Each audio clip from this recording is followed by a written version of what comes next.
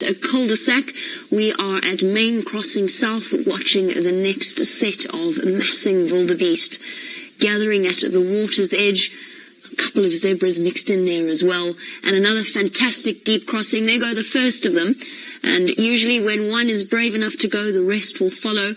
And as you can see already, the crocodiles are moving in. You can see them being carried by the current. It's particularly strong here, pushing up against it. Already two massive leviathans on their way towards the poor wildebeest. And if it's deep, if it's shallow enough, if they can get their footing, they can actually jump over them and push past and away from the crocodiles. Oh, zebra, you've taken an interesting path. We've just been watching what Steph's been narrating over. Oh, there goes a crocodile for one of the zebra.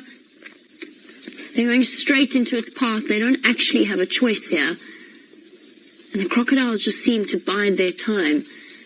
And at least with... Oh, look, there's a crocodile that's got a wildebeest over there, just behind the zebra.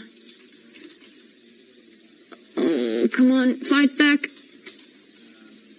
It's being carried along by the current. And there's absolutely nothing it can do. And as you can see, hundreds of them, hundreds and thousands of them still massing down the banks. And the total number of deaths, oh, this wildebeest is struggling so hard. It's got 3 crocodiles around it. Come on, buddy. Oh, I think that's the end. His feet are off the ground. There's no way it's going to be able to fight back.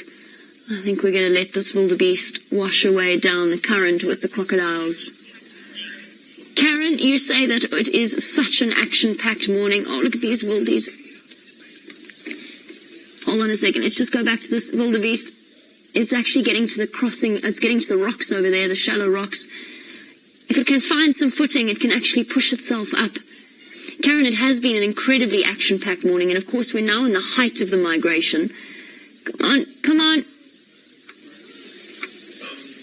Come on, get your feet on. You can see it's still kicking. Push. Oh no, it's on its back. It's not going to get out. Or is it? Or is it? Or is it? Come on, come on. Come on, Wildy. You can do it. All watched by the impassive hippos. I wonder what they must think of all of this drama. Come on. There's a rock. There's a rock. Go, go, go. Go, you can get out that way. It's obviously still got a crocodile attached to one of its legs, but it's got all legs down. Come on, push. Push. There you go. Oh, this is unbelievable. One wildebeest story out of a couple of thousand coming into this river. And it's trying and it's fighting so hard, but that crocodile's got it right on the shoulder joint, just below the shoulder joint. I don't know how it's going to break free of that grip. The crushing pressure of a crocodile's jaws. If it does, I imagine its leg is going to be severely damaged. Oh no, oh dear, it's lost purchase on the side and it's now washing down with the current. Just one individual struggle. It's crazy. Oh, come on. I don't think it gets any shallower further down here. Not for a long while. Jess, you say keep fighting. Absolutely. These poor animals. Oh no, little one. Little one's been washed by the current. Here come the rest of the wildies crossing. Let's just go wider for a bit. Oh, hold on. Hold on. I think our wildies just made a break for it. Come on, come on. Go, go, go. He's on the side, but I don't know how he's going to break free of that grip. Come on, wildebeest. You've got a couple of 100,000 people rooting for you around the world. Do it. You can do it. Oh, look at the little ones being washed by the current. As if it's not enough that they have to contend with numbers, sheer numbers of crushing wildebeest and the crocodiles and dodge the hippopotamus, and now they have to fight off the current as well. There you go. Well done, little one. This little one's made it. Imagine what this experience must be like for them. This is the first time for them. And Dee, you say this is unbelievable, and I'm sorry, Dee, I can't stop myself. I have to go and check what's happening to this poor wildebeest. It's been fighting, it's losing strength. Still close to the shallows, but just not close enough. Come on. Oh, one last desperate push. Oh dear. And I think that might have just been the final moments. Now it's on its back again. It is incredible. It's astounding that instinct drives these poor animals into what seems like an almost suicidal mission. And if you're in the front, you run the risk of being crushed by the wildebeest at the back. I don't really want to watch this poor wildebeest drown. Here they all go. Much easier to get up the side here than it was at cul-de-sac crossing. You can see they're galloping up. They're not all getting crushed up against the side of the bank. We'll come back to our poor wildy. I just want to see what the rest of the crossing looks like. Look at this. Look at the sheer numbers of these animals. Stuart, you say this is nature at its most amazing. It is. It's also nature at its most brutal.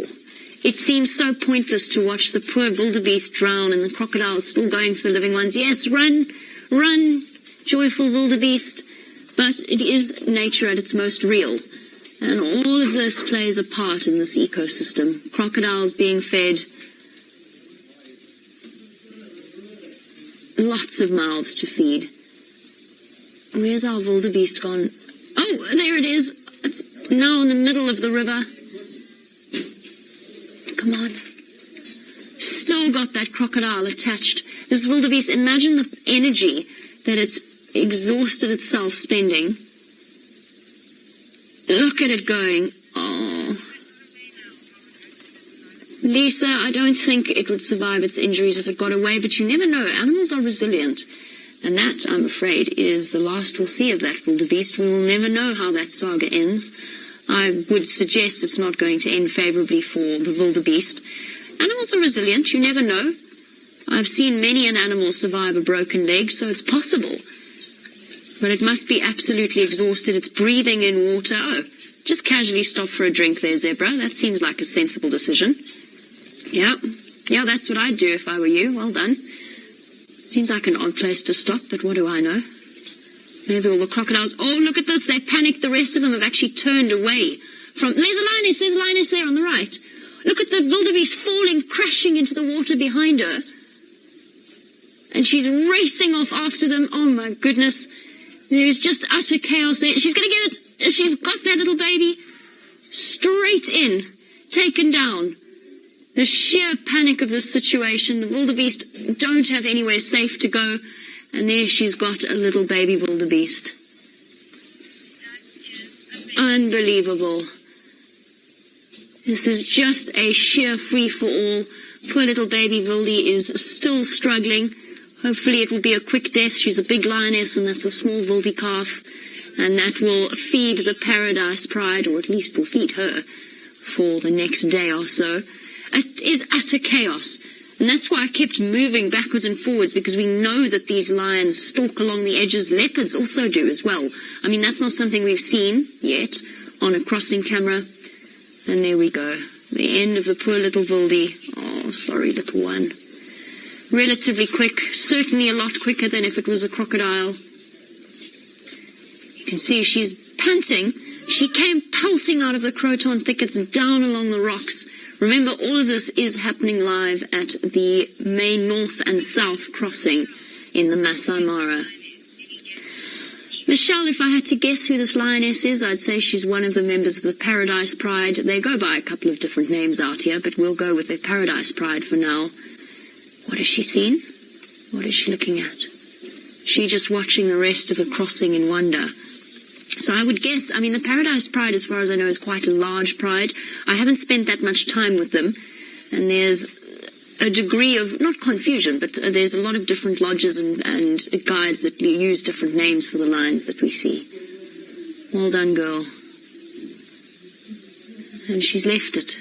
This is such a free-for-all out here.